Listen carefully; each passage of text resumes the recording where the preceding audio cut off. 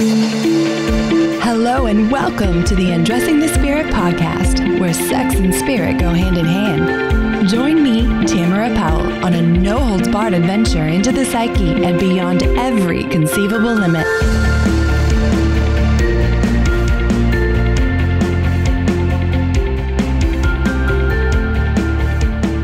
Hi there, and welcome back to Undressing the Spirit. I'm your host, Tamara Powell. Today, I am really excited and actually totally fangirl swooning over my guest, Kasia Rachfall.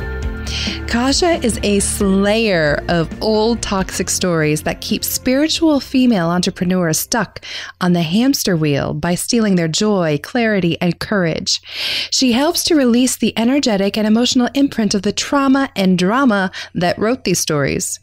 Using Akashic Records healing and intuitive art, she helps her clients get unprecedented clarity on direction and strategy, validation of ideas, and emotional freedom, which leads to better communication, more confident decision-making, and more impact in their business and life.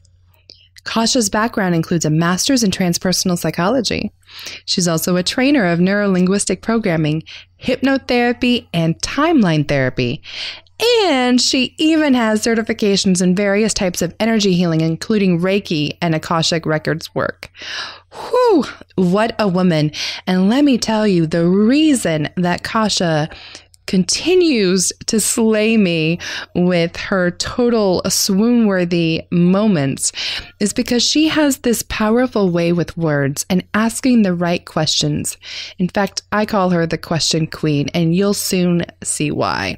So without further ado, I give you Kasia Rachfall. Kasia, welcome to the show.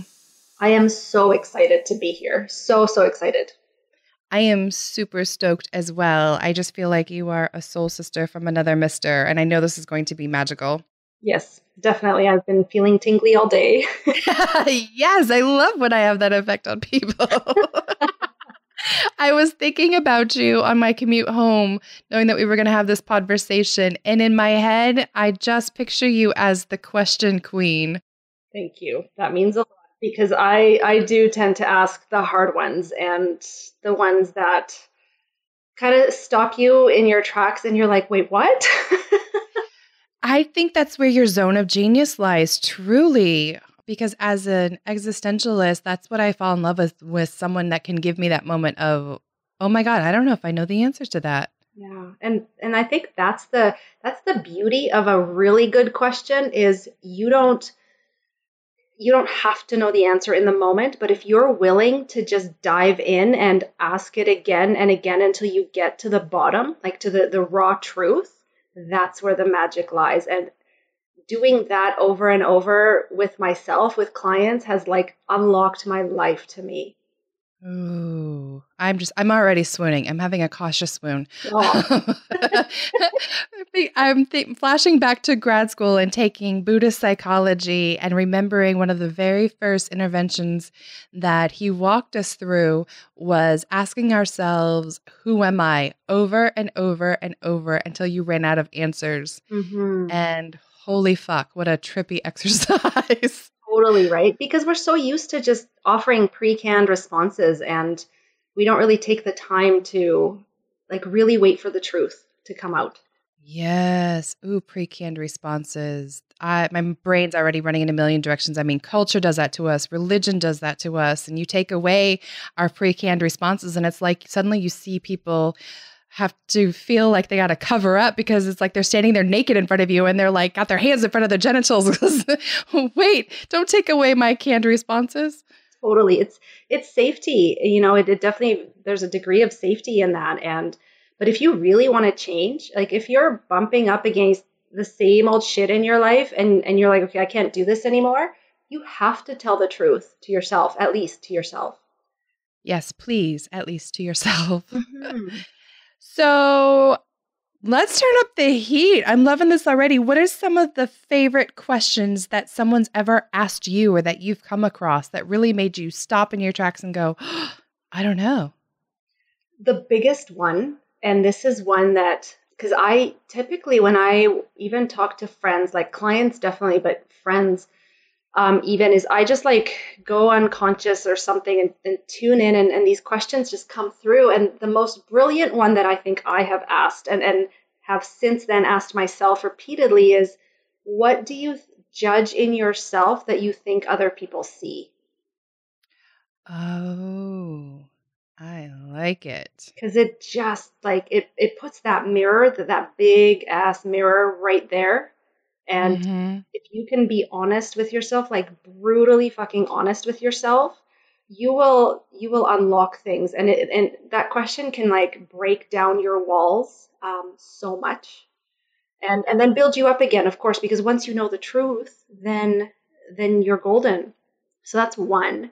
Another one that I was asked recently, actually, by the amazing Alexandra Cavucci was, Mm. what part of you feels so special that you don't think you're capable of this, or something to that effect.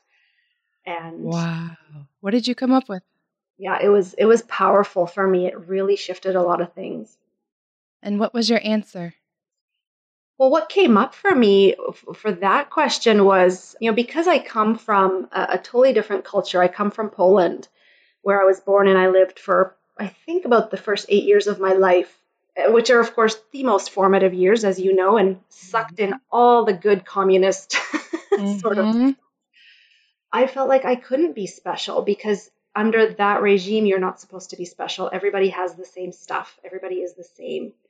And the way that played out in my life is I totally didn't think that I could succeed in anything because the universal laws didn't apply to me. So I was trying to make myself be special by being so different that I actually didn't fit in as a human. Does that make sense?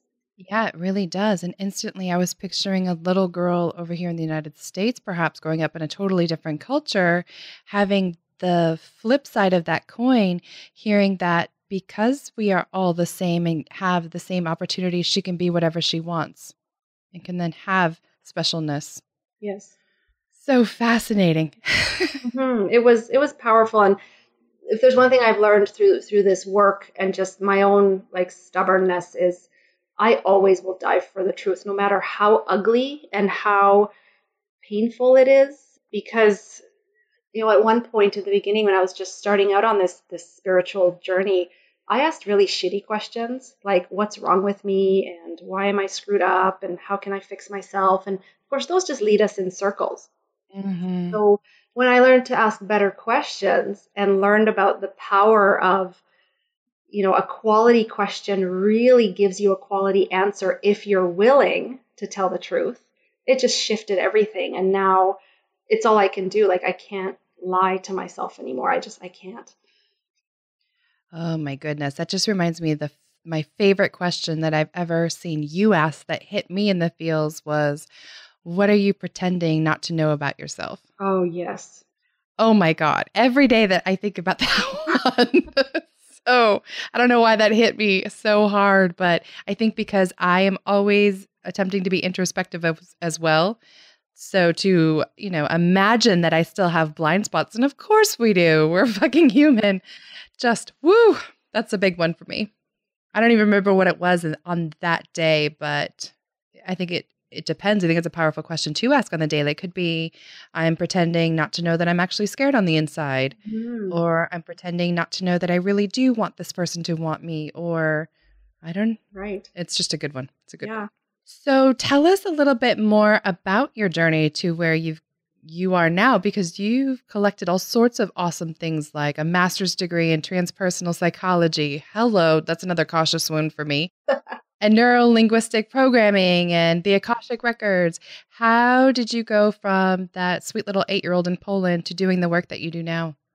Well, that's a really good question, and I'll try not to take the whole hour to I answer. don't care. I'm in love with stories. Go for it. It's not a pretty story necessarily, because you know how sometimes you hear people's stories and they tell you, like, I questioned everything and I never really felt like I fit in, so I just followed my own drum, and that was not me. I, for some reason, one reason or another, always felt like I had to just take everybody's word for what it was at face value and believed everything I heard, and didn't really start questioning until basically into my 20s when I was just so miserable that I couldn't live with myself anymore. And I didn't know why, because I had had so many beautiful examples of love and success in my life, my family. Like I didn't have any weird stuff happen to me as a kid other than, immigration, which I suppose you could say that's traumatic. But when you go from a country that's poor like Poland and you move to Italy for a year and all of a sudden you have ice cream and Nutella and pizza where you didn't have that before, that was Mm-hmm. cool. And then coming to Canada, I didn't know English, but languages I have found are one of my gifts. And so I learned it quite quickly and, that was okay. And then, my parents divorced, like who's haven't sort of thing. So pretty ordinary as far as trauma goes. But it was when I had my children that things really imploded on me. I didn't know that it would break open this pain inside me of, and again, prefacing, this is not pretty, and this is like, here's my open book, raw crap.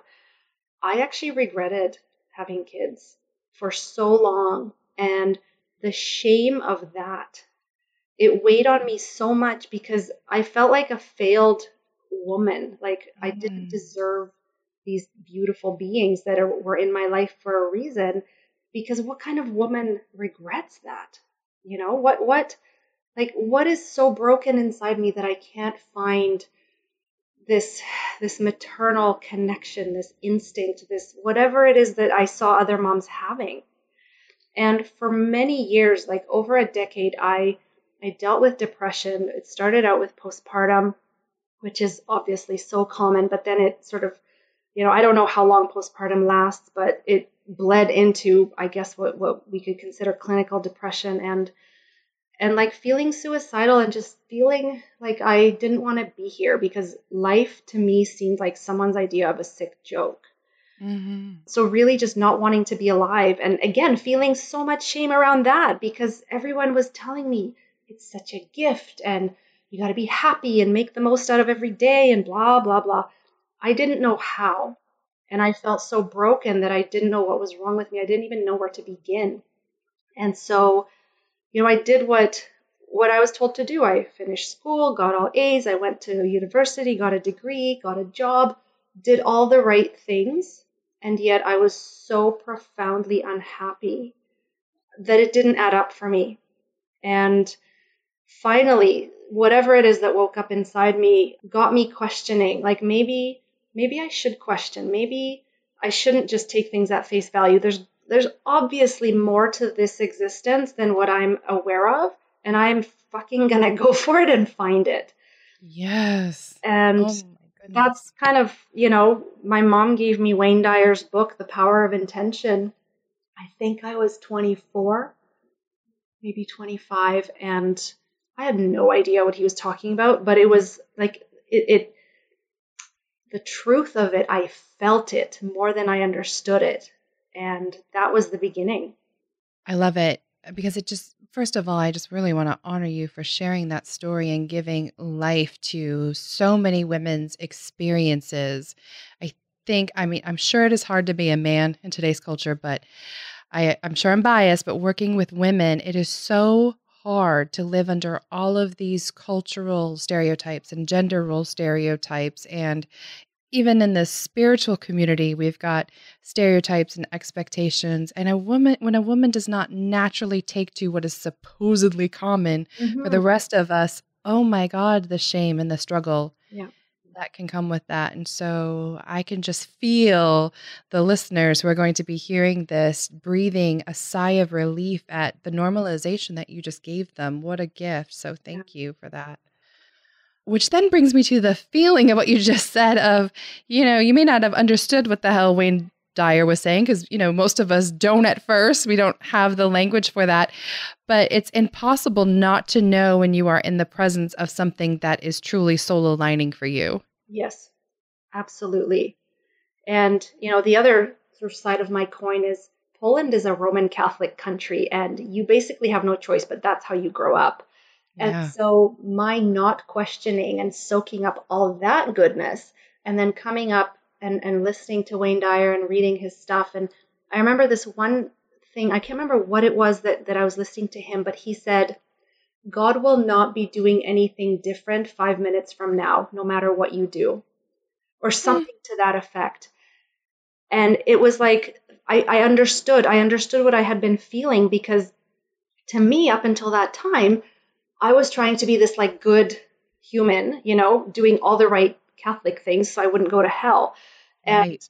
all of a sudden, I had this massive perspective shift in the existence of a God that was so far beyond and so bigger and so much, like, it was like pure unconditional love. And I had never known that before. And in that moment, I did. And so Wow. it allowed me to, again, start peeling the onion, right? Healing all the crap that I had sucked in by not questioning anything. I'm just sitting in awe because your experience so much mirrors my own. And I know that there are many who are still in the evangelical tradition that I, grew up in, who now look at me and, worry, oh my God, is she a witch? Is she, a Satan worshiper? Is she? And it literally makes me sad, not for myself, but for, I guess, the perspective and limited vision of it all. Of I actually hold so much of that sacred tradition even more sacred now, having a similar experience to what you did, where you just suddenly, the dogma falls away and you feel that unconditional love energy. Yes. Yes. And it takes the weight off, doesn't it? Like it just takes us off the hook, because, we could go down this road, but I believe that now, if I do my best and I show up like really genuinely, truthfully, trying to be the best human being that I possibly can, even if I fuck up and I'm angry or I yell at someone or I flip someone off or, whatever, there's nothing I could do that would make me lose the love of source that I have, that I am. And that's Pretty sure there's a Bible verse on that. probably, but I'm like allergic to religion of all kinds now. So I just, Understandable. I just grew up hearing, nothing can ever separate you from the love of God. But I tell you what, as sure as hell of a lot separated me from the yeah. Christian's love. And that was sad to me. Yeah, it is. It's unfortunate. And, it is what it is. But yeah, so I talk I talk to Jesus all the time, and I have this relationship with him, but not in a religious way. And it gives me so much peace and just feelings of support that I'm really never alone. And for the first 25 years of my life, I felt so alone. Wow. So it sounds like that was a pinnacle moment for you, and that love pouring into all of the cracks that you'd once had, I'm guessing was a life-changing event. Yes, it absolutely was. It's like one of those ones where you'll always remember where you were in that moment at that time. Mm-hmm. Definitely. Mm-hmm. And so it's following these, synchronicities, these deep feeling moments that have led me to the next and ultimately have now brought me to where I am now and the work I'm doing now. And it hasn't been a straight line by any stretch, but I really trust. And when I don't judge, it like, of course I'm here now, of course. I don't even know what linear looks like anymore, Kasia. Like, it's like almost an abstract concept to me. Totally. So how did you move into this beautiful spiritual practice and business that you have now? I started out, my first career was an insurance underwriter, which was fabulous. What? Seriously? Oh yeah, seriously, 10 years of that. So got my logic, really straight. Mm-hmm. And how when you listen to what you should do and you get the good job, and all of a sudden your soul is like being sucked out of you, and Yeah. this isn't working anymore. What else is there? And one day a girlfriend of mine said to me, you would make a really great life coach. And up to that moment, I had never heard of a life coach. But again, it was that feeling of course. Yeah. It just clicks.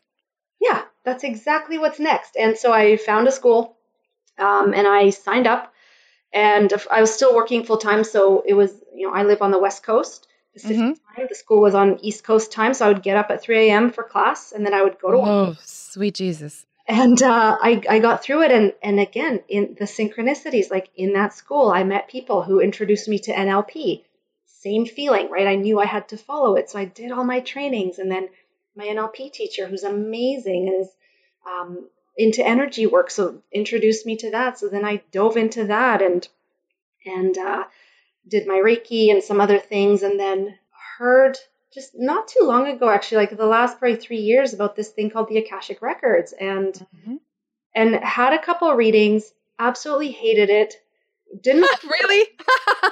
It was like the most icky, raw Oh, I experience. love it. Hated it. And I thought, like, okay, this is not for me, but then it kept coming up and it kept coming up.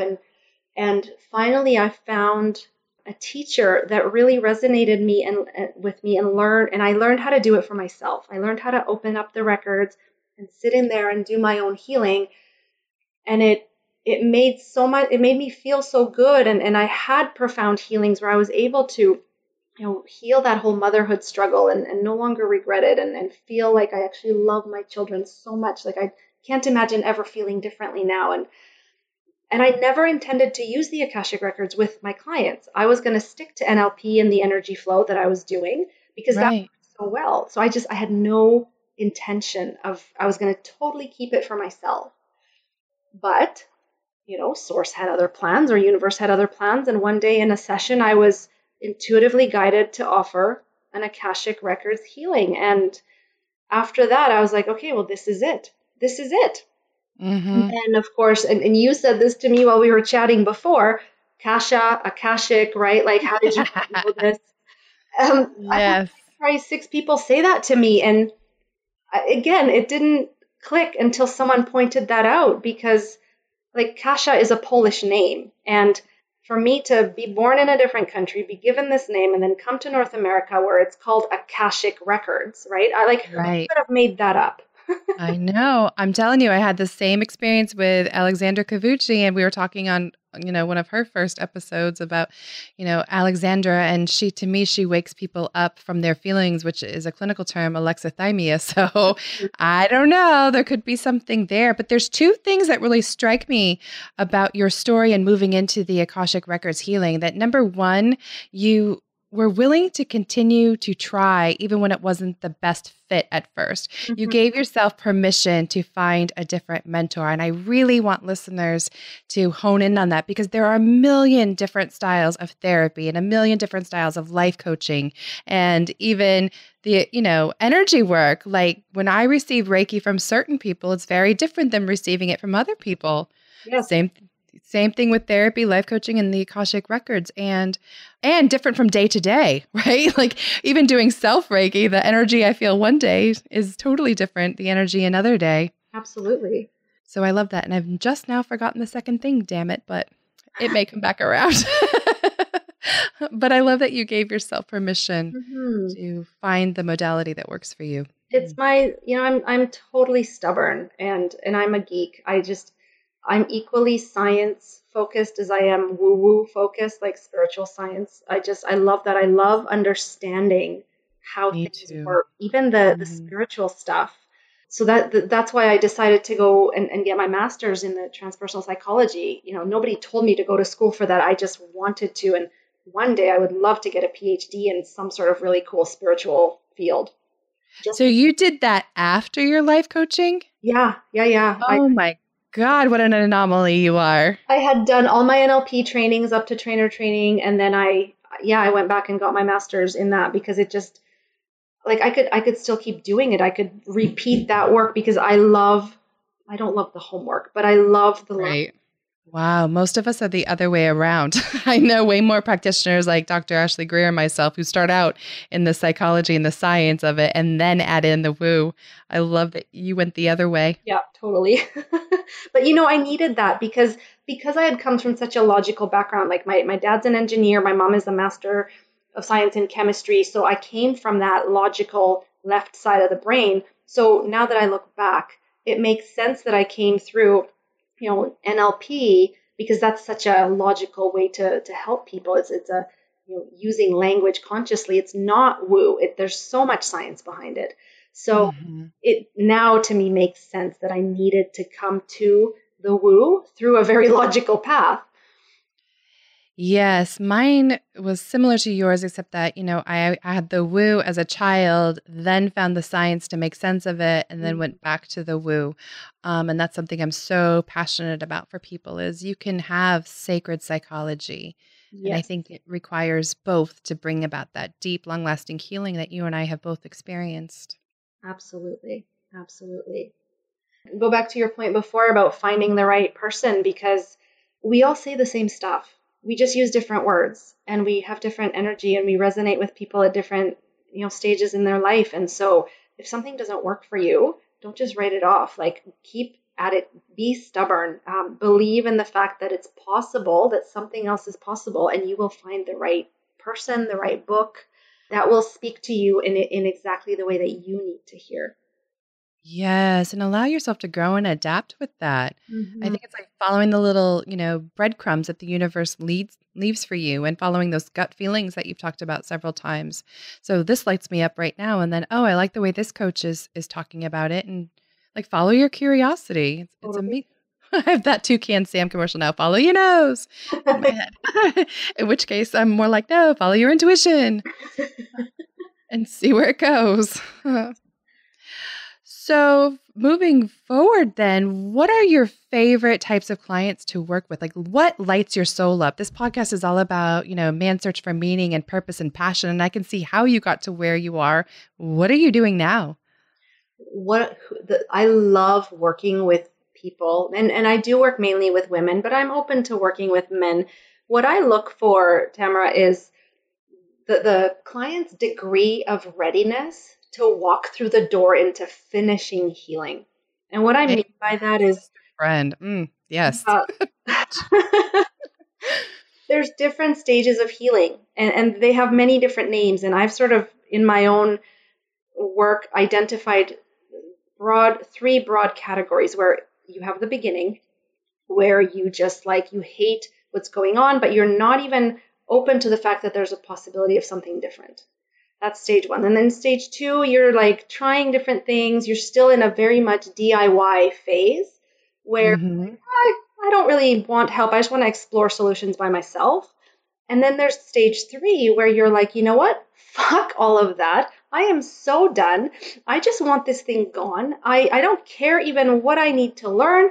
I just need someone to help me just like clear this shit out. That's it. Yes. And when you're in that stage, the door is open the widest. And if you then decide to reach out your hand, I will pull you through that door and I will clear out the crap. I will clear out the imprint of that old story from your body, your energy field, which is where the Akashic records come in because we do soul based healing in that. And then once you're clear, and the feeling of being clear is like this delicious, it's like, well, an orgasm, you know? Yep. I knew you were going to say that. It is. It You is felt too. it too, I'm sure, Mhm. right? Oh, yes. It is amazing. And yes, it is that visceral for most of my clients. It is that physical and visceral. You feel different and you can't quite put your finger on it. You still remember what it was like before, but you're like, I don't want to do that anymore.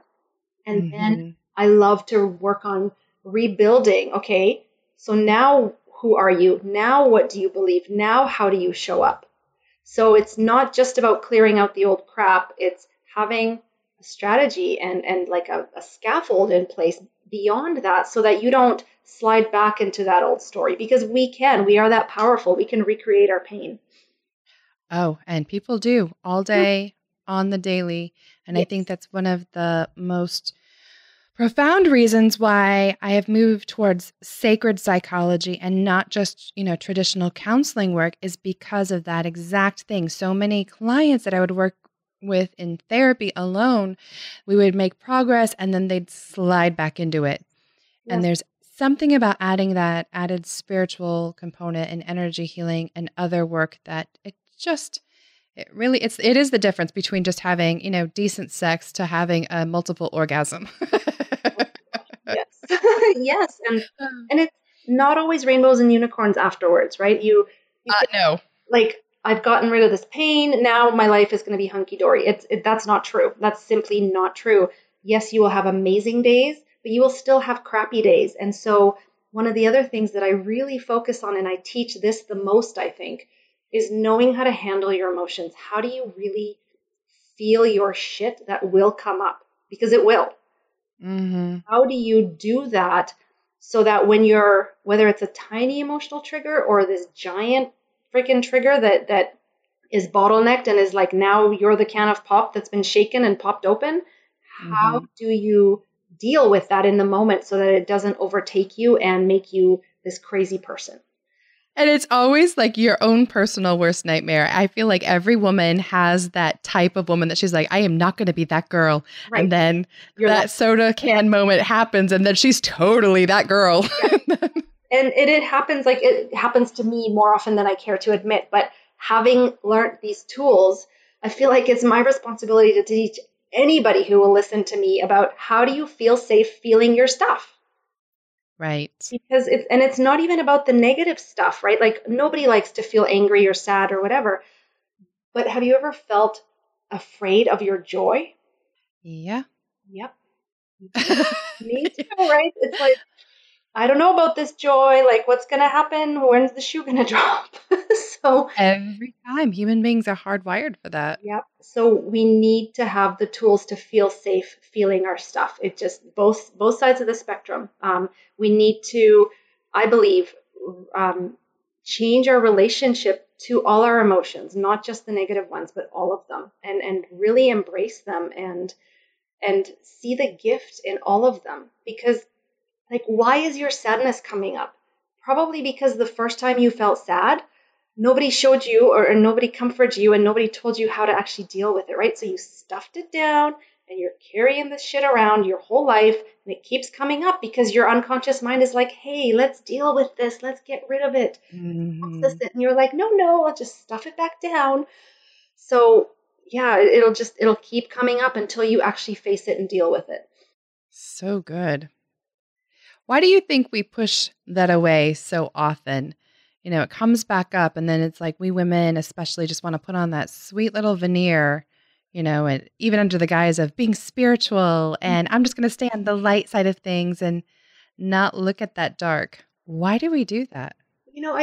Honestly, I think it's a cultural thing here in Mm. America and probably most of Europe too. It's we don't like showing our raw heart. You know, it's not okay to cry in public. Boys don't cry, big girls don't cry. Whatever those sayings are that we have in our culture, we don't talk about certain things. We are beginning to, like, our generation and our children. We definitely have more of an open communication in our home where if someone's mad or sad, like, have at her, feel it. Right. But that's not how many of us grew up because emotion was just something that was looked at weakness. Whereas there's certain cultures in the world, and the only reason I know this is because of the teachers I've had.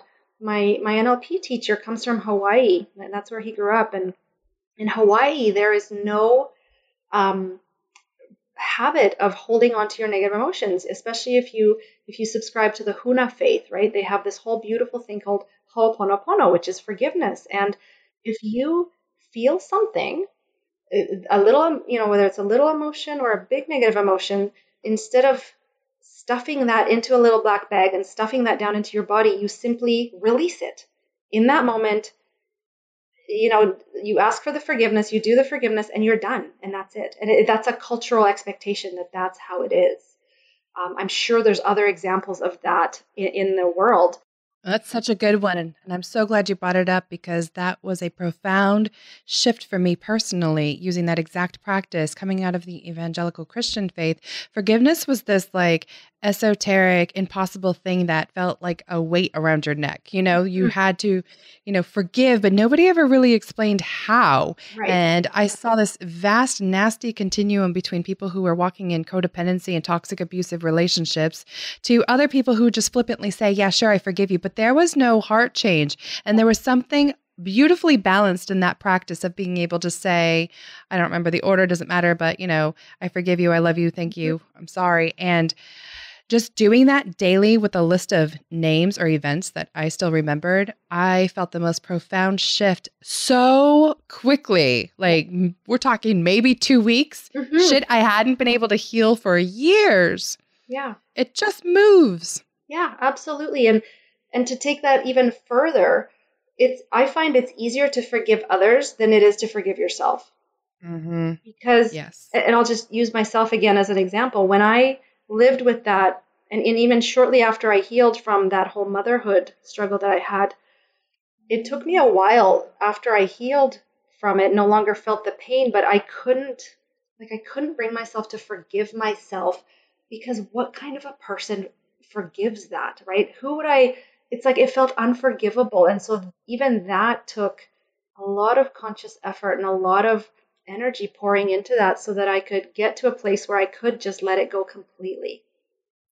I love it. Just giving it permission to move, like you said, not holding on to it, not stuffing it, not pretending that it's not there, and Yeah. then not glorifying it either or wearing it as a badge. Because I also personally, I'm stepping on toes here, but I feel like in the coaching industry, especially, there are some of us who do like working with duality, who then end up purposefully stressing the unique factor and the dark factor. And I tend to think that that's just the flip side of the coin. Now you're just wearing that as a badge. Right. Which means you're not diving into it either.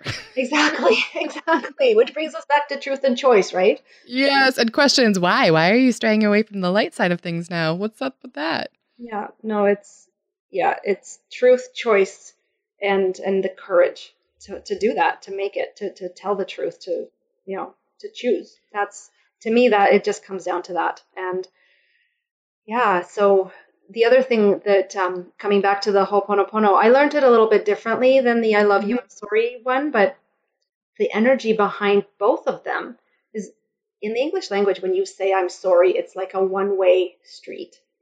Right. If you say I forgive you, please forgive me, it's a two-way current and it has to flow both ways. And So good. It unstagnates the stagnation.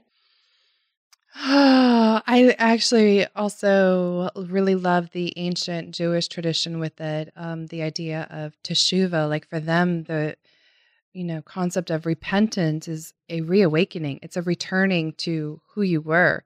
It's Right. a remembering. And if we truly believe that at our basis, God is love and we are love, then, my purest love essence would not have intentionally hurt you. Yes. And just returning to right relationship that way is just a much more beautiful way of looking, and easier. It's so much easier than reawakening to my pure essence of who I really am. Exactly. And if there's like the one thing that I've come to know and believe for sure about healing is you don't heal yourself to fix yourself, because you're not broken. You heal to remember who you are, and that's it. And you're whole and you're perfect and you're worthy and all those things. That's what you remember. Oh, yet another Kasia swoon. That's going to be my new favorite. If we've got Nikki Pebbles pen drops, I've got Kasia swoons. Nice. I'm sorry. I'm having a Kasia swoon. Please hold. Yes.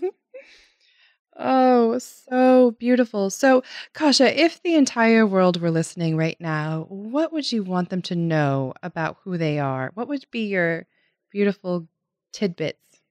The biggest one is you are pure love, but you forget, because life throws shit in your way and you take it on and you forget. And the way to remember, whether or not you're open to working with anybody or just doing this on your own, is to love yourself more, not less.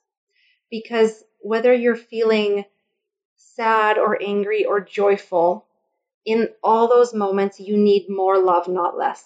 So if you can just give yourself that gift of being kind and compassionate to yourself, no matter what you're feeling, like especially when you're feeling the shitty emotions, the negative ones, but even if you're feeling the happy ones, just love yourself more in those moments. Be kind to yourself, because when you can do that, you become a better human for others. You fill yourself up and you stop looking to the outside to fill you up, because no one can give you enough for you to become whole. Like, you have to give that to yourself. And that honestly starts with more love, not less. So that's like my wisdom wrapped up into 4 words: love more, not less, because in that advice, it's just, you can unpack it and it's so deep and yet so simple, and it makes everything better. It really does. I'm having a cautious swoon. Sorry. Aw, again.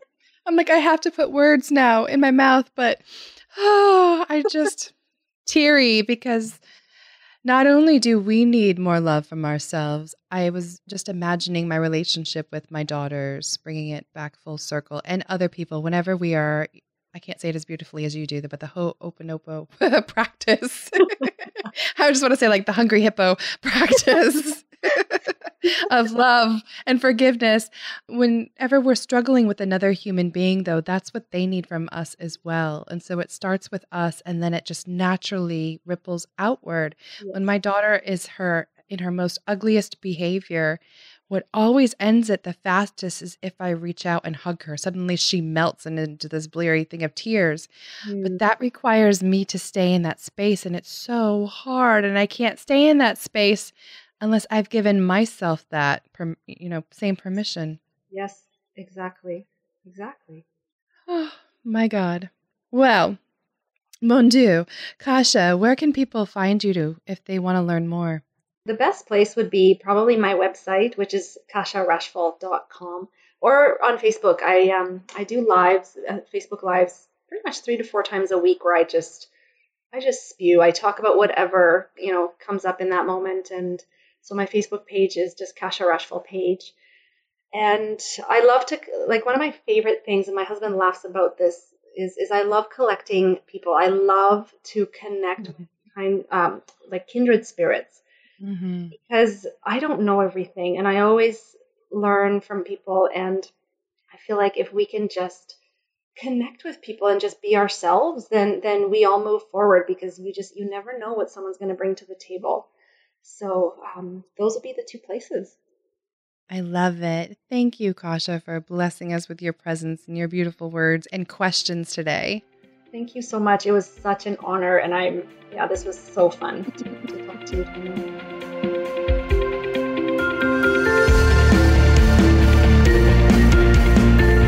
Thanks for listening to the Undressing the Spirit podcast. I pray you found some inspiration and titillation today.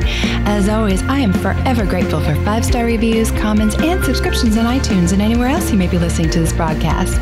Please note the information provided is not meant to convey professional, psychological, or medical advice. If you could use such services, I highly recommend seeking them out from someone you trust. To get in touch with me personally, please check out ariatherapy.com or talesfromatrapezoid.com. Until next time, everyone.